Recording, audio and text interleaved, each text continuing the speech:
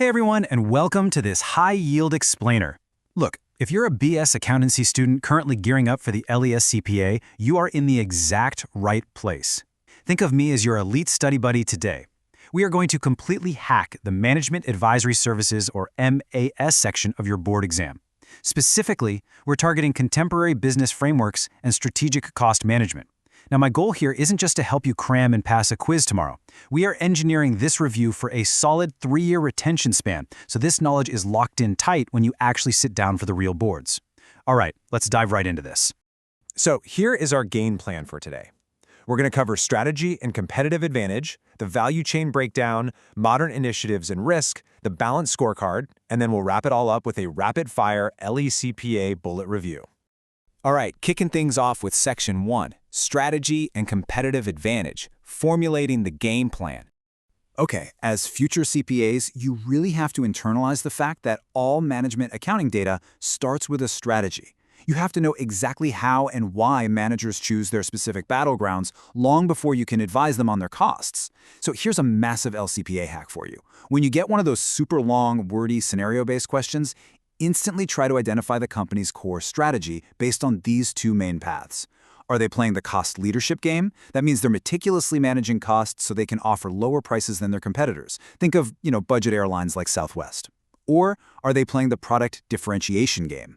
This is when a company generates profits by offering totally unique, premium products that command a much higher price, kind of like Apple does with the iPhone.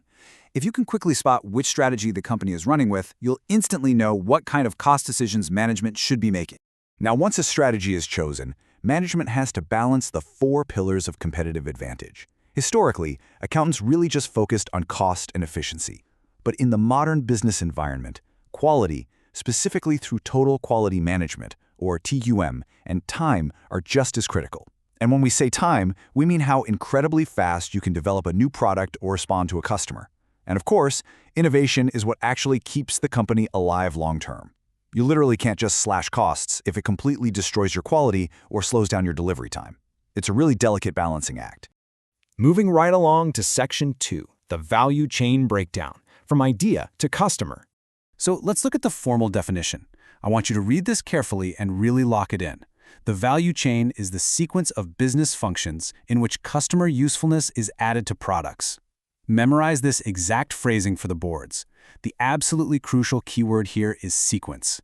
It's not just a random assortment of business departments, it is a linked, logical, step-by-step flow. And here are those 6 sequential steps of the value chain. Step 1 is research and development, actually generating the idea. Step 2 is product design, engineering it.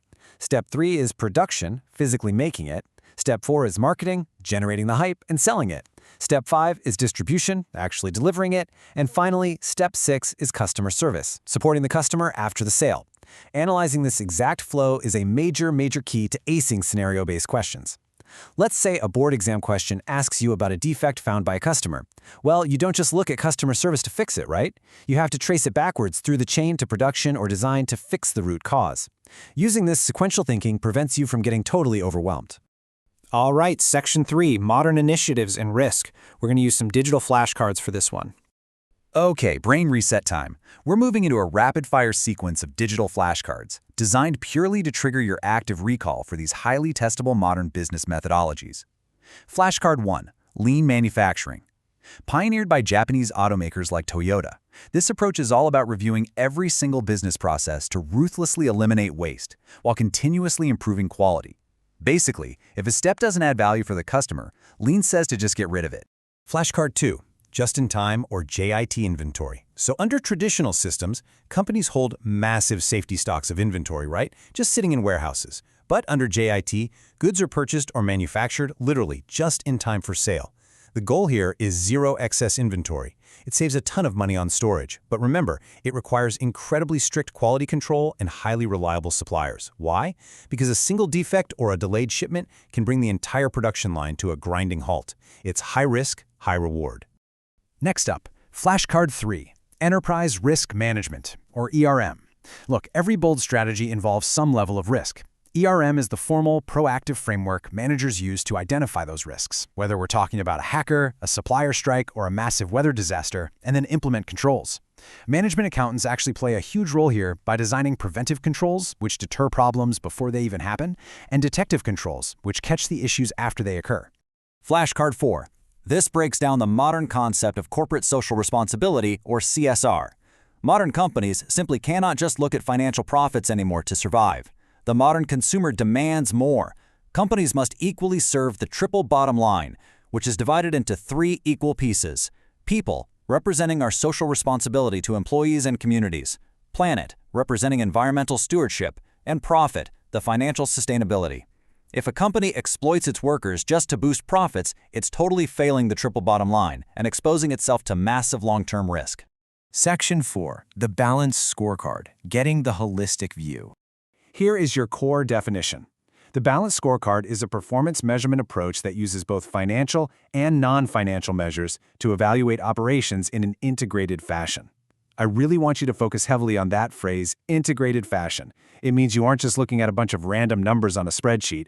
You are deliberately linking performance measures directly to the company's overall strategic objectives using a cause and effect chain. So we do this by mixing financial measures like profit margins and cost reduction with non-financial measures like defect rates, customer satisfaction, and employee training. Why does this matter to us? Because non-financial metrics are the leading indicators. Think about it. If you invest in employee training today, your defect rates go down tomorrow, your customer satisfaction goes up the next day, and finally, your financial profit margins increase next quarter. The Balanced Scorecard forces management to see this whole holistic cause and effect relationship instead of just staring blindly at today's cash balance. And finally, Section 5, the LeakPub Bullet Review for Active Recall.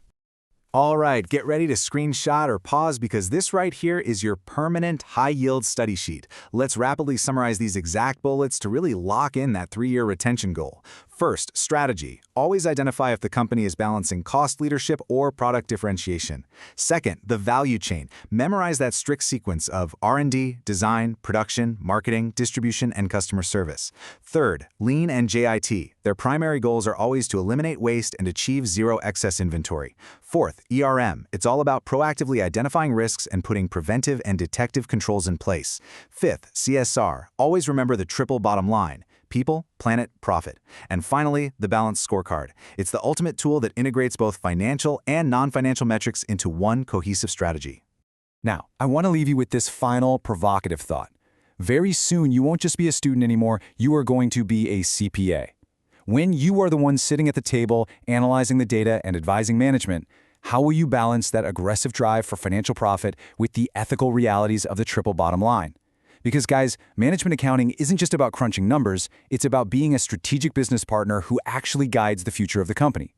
Keep studying smart, utilize these active recall methods, and I know for sure you are going to absolutely crush the LECPA. Thanks for joining this explainer, and I'll catch you next time.